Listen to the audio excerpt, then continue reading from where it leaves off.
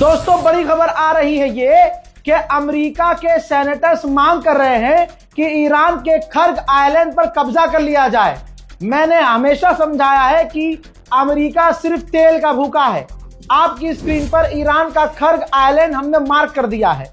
यह वो आइलैंड है जहां ईरान का भारी मात्रा में तेल रहता है। अब अमेरिका के तेल के भूखे शैतान मांग कर रहे हैं ट्रंप से कि भाई हमें ईरान के खर्ग आइलैंड पर पूरी तरह से कब्जा कर लेना चाहिए। घूम फिरकर बात वहीं आ गई है। यह सब कुछ तेल के लिए किया जा रहा है। अमेरिका कहीं भी हमला कर रहा है उसे तेल, कोयला और सोना और उसे रेयर अर्थ मिनरल्स चाहिए।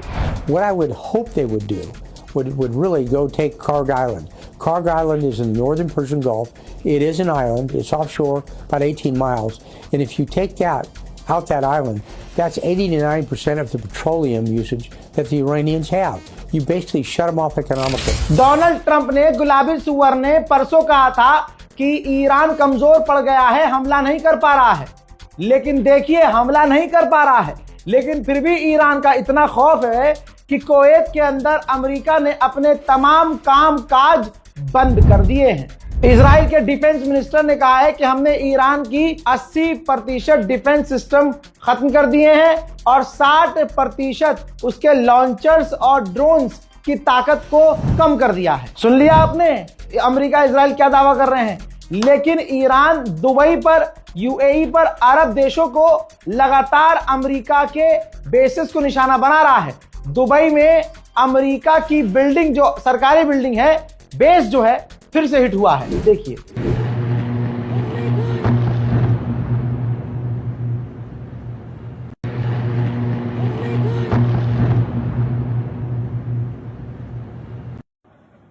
Oh my God, look at this.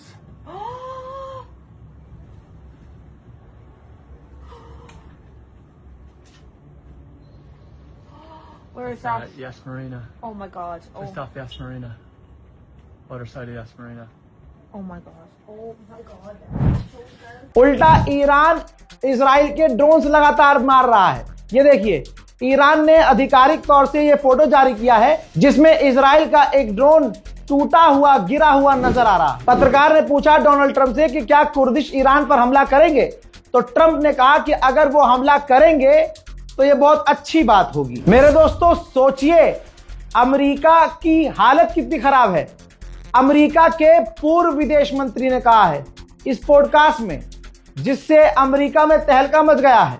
इन्होंने कहा है, मुझे डर लग रहा है, ईरान ने कुछ ही दिन में हमारी हालत ऐसी कर दी है कि हमारे डिफेंस सिस्टम कमजोर पड़ गए हैं, हमारे इंटरसेप्टर्स खत्म हो रहे हैं। मुझे डर लग रहा है कि डोनाल्ड ट्रंप जीत का ऐलान कर देगा, ये कह देगा कि हमने खामनाई को मार दिया तो हम जीत गए। लेकिन हम इतने कमजोर पड़ जाएंगे कि हमारे डिफेंस की ताकत कमजोर पड़ जाएगी, चीन हमसे आगे निकल जाएगा, हमारे पास इंटरसेप्टर्स कम होंगे और चाइना हमसे बहुत आगे निकल जाएगा। इसी के साथ अमेरिका के दूसरे ऑफिशियल साफ साफ कह रहे हैं कि डोनाल्ड ट्रंप अपनी खुद की जंग, ईगो की जंग के लिए हर दिन $1 बिलियन अमेरिकी टैक्स पेयर्स का पैसा खर्च कर रहा है। ये मैं नहीं कह रहा हूं, अमेरिका के सेनेटर कह रहे हैं। We've now learned that the Trump administration plans to ask for tens of billions of dollars more because of the war in Iran, up to $50 billion. Of course, we will always do what's necessary to keep our troops safe. But the best way to keep them safe is to end this reckless, illegal war of choice and do it now. There's a reason during the campaign Donald Trump said he wouldn't start more American wars, especially in the Middle East. It's because of the cost to Americans in lives and people's. उधर हुतीज ने फिर किया है ऐलान। हुतीज के leader ने कहा कि हम हर तरह से ईरान के साथ हैं, मुस्लिम देशों और मुसलमानों के साथ हैं। हम कभी भी एक्ट करने को, हमला करने को तैयार हैं। अब जब साफ दुनिया देख रही है कि खामनाई को शहीद करने के बाद भी अमेरिका इजराइल जीत नहीं पाए, वहां की सरकार गिर नहीं पाई, तो अब डिफेंस मिनिस्टर जो इजराइल का है, इसने लोगों को भड़काना शुरू कर दिया है और कहा है कि खामनाई को हमने इसलिए मारा क्योंकि उसका प्लान ये था, उस आदमी का प्लान ये था कि वो इजराइल को मिटा दे। हमारे लिए उसके रास्ते पर जो चलेगा उसे कत्ल करना जरूरी होगा। जो भी उनके रास्ते पे चलेगा हम उसे मार देंगे।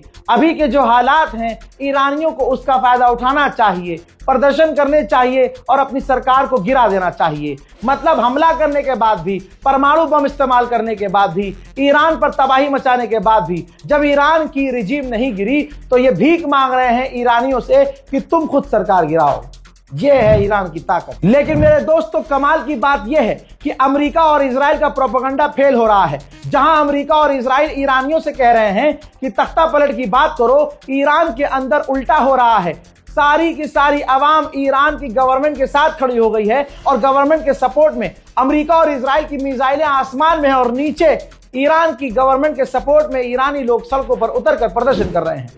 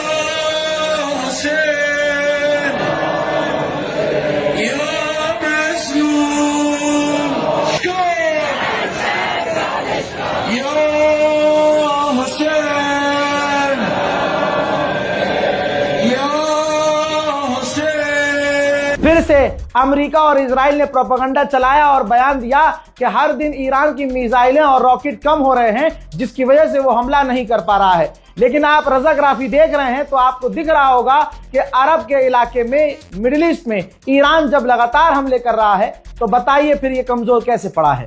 जब ईरान भीख नहीं मांग रहा है, ईरान ने किसी देश से मदद नहीं मांगी है, ईरान ने अमेरिका से बात नहीं की है, किसी भी एंगल से वो अमेरिका के आगे 1 इंच भी नहीं झुका है, तो ईरान हार कैसे रहा है। हजरत, ईरान के एम्बेसडर ने सऊदी अरब की सरकार से बात की है और ईरान ने सऊदी को शुक्रिया अदा किया है कि आपने अपने एयर स्पेस और जमीन का इस्तेमाल नहीं करने दिया है दोनों में से किसी को कि वो हम पर हमला कर सके। लेकिन सऊदी अरब ईरान से बुरी तरह से नाराज है। सऊदी अरब ने बात तो सुन ली लेकिन पलटकर विरोध ईरान का किया कि आप हमारी जमीन पर जो हमला कर रहे हो ये अच्छा नहीं है।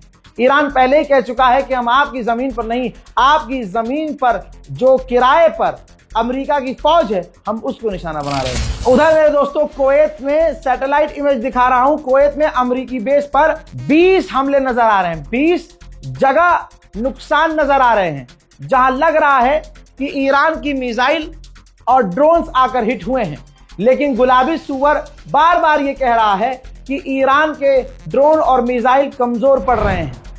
ये कमजोर पड़ रहे हैं, दबा के मिसाइलें गिर रही हैं, दबा कर ड्रोन हिट हो रहे हैं। उधर क्रूड ऑयल के दाम आसमान पर पहुंच गए हैं। ये देखिए, आप ग्राफ देखिए, आसमान पर पहुंच चुका है तेल के दाम।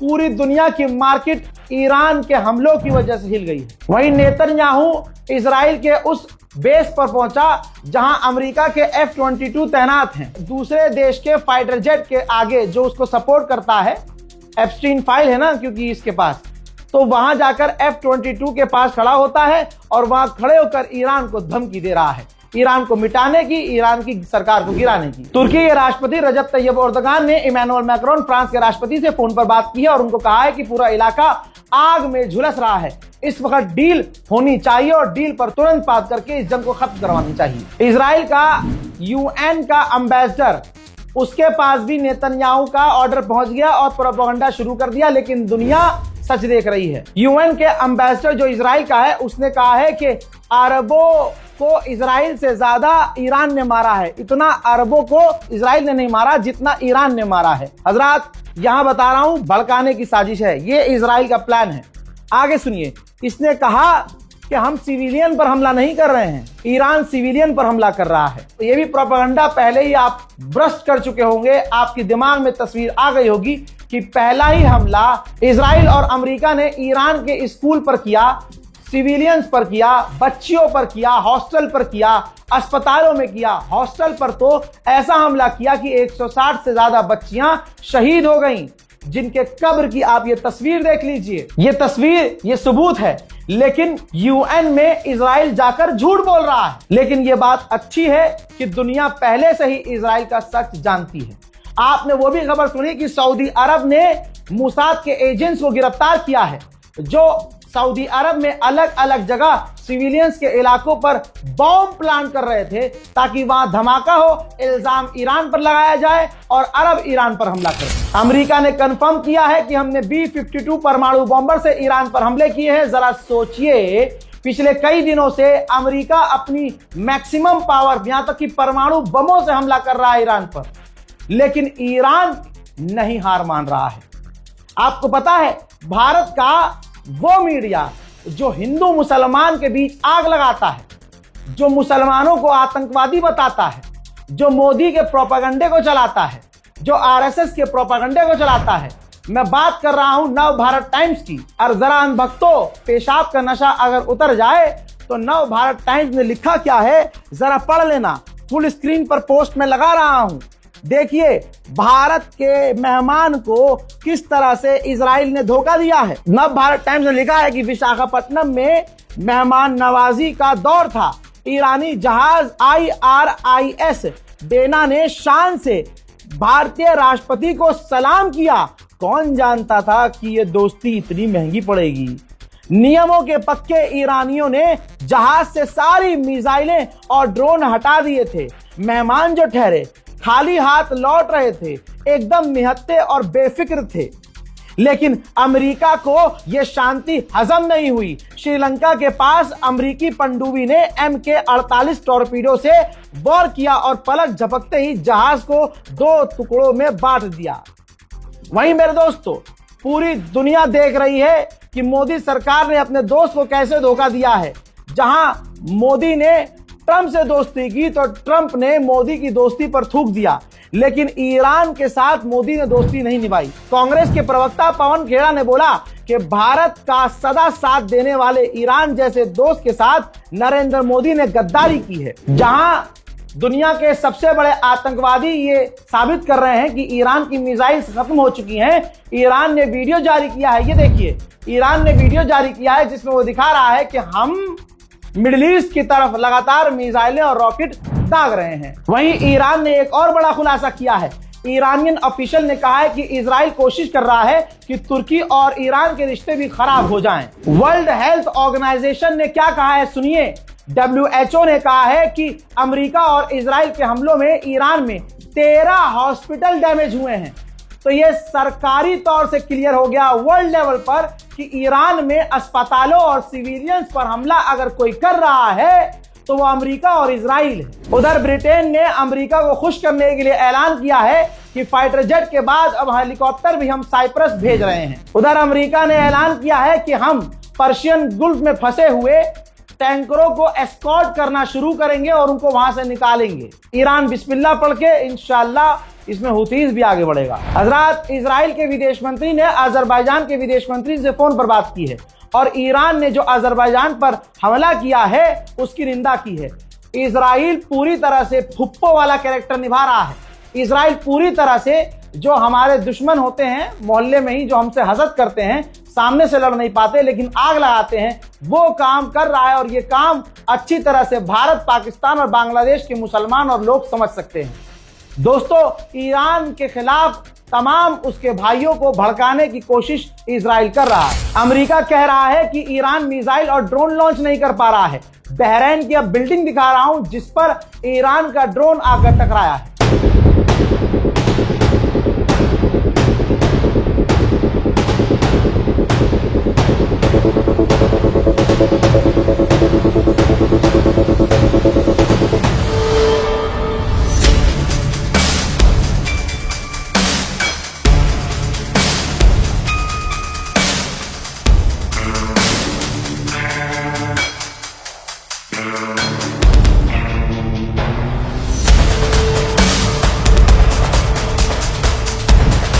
अब इस जंग का सारा ठीकरा इजराइल ने अमेरिका पर फोड़ दिया है। अभी और इनका बुरा वक्त आएगा दोस्तों, ये एक दूसरे को ब्लेम करेंगे। इजराइल के राष्ट्रपति ने कहा कि हमने अमेरिका को जंग में नहीं घसीटा है, बल्कि अमेरिका सुपर पावर है, उसने जंग खुद शुरू की है। उधर कनाडा भी भाई साहब अमेरिका को खुश करने के लिए अपनी टांगे खोलने को तैयार है। कनाडा ने फिर रिपीट किया है कि हम रूल आउट नहीं कर रहे हैं, हम अपना कदम पीछे नहीं खींच रहे हैं। जरूरत पड़ने पर ईरान के खिलाफ हमलों में हम अमेरिका और इजराइल को ज्वाइन कर सकते हैं। इजराइल के पूर्व डिफेंस मिनिस्टर ने कहा, हम कदम पीछे नहीं खींच सकते, हम 47 साल से इंतजार कर रहे हैं इस दिन का जब इजराइल की फौज ईरान में उतरे। अमेरिका और इजराइल ईरान को हरा नहीं पा रहे हैं, घुटने पर ला नहीं पा रहे हैं। तो मैंने परसों ही बता दिया था कि अमेरिका और इजराइल ने कुर्द लड़ाकों को आगे कर दिया है, दाइश आतंकवादियों को आगे कर दिया है। इराक के अंदर ये देख लीजिए अपनी आंखों से, अमेरिका के कार्गो जहाज हथियार लेकर उतरे हैं और इराक के अंदर कुर्द के लड़ाके रहते हैं। कुर्द के लड़ाकों को अमेरिका हथियार देगा और अब बॉर्डर के इलाके पे हमला करके ईरान में इन आतंकवादियों को अंदर घुसाएगा ईरान में, क्योंकि सामने से घुटने पर नहीं आ रहा है ईरान। हज़रात मोहतरम, ब्रेकिंग न्यूज में फिलहाल के लिए इतना ही। इस रिपोर्ट को शेयर कीजिएगा, दुआओं में याद रखिएगा, इंतजार कीजिए मेरे अगले अपडेट का। तब तक के लिए जय हिंद।